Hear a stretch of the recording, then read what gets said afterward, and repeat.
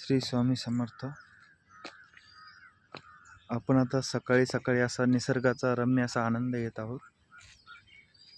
आणि असं चालत असताना आपण बेलपत्र या झाडाकडे जात आहोत.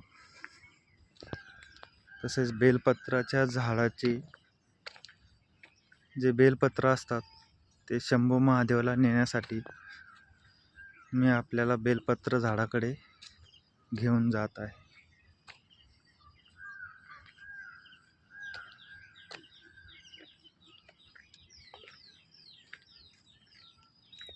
खूप छान वाटतंय, प्रसन्न वाटतंय.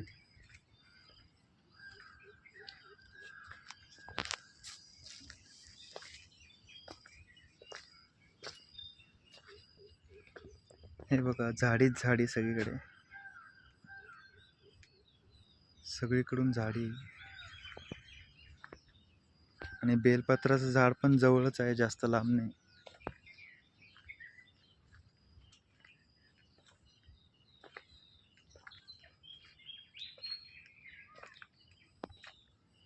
तर आलोय आपण बेलपत्राच्या झाडाजवळ.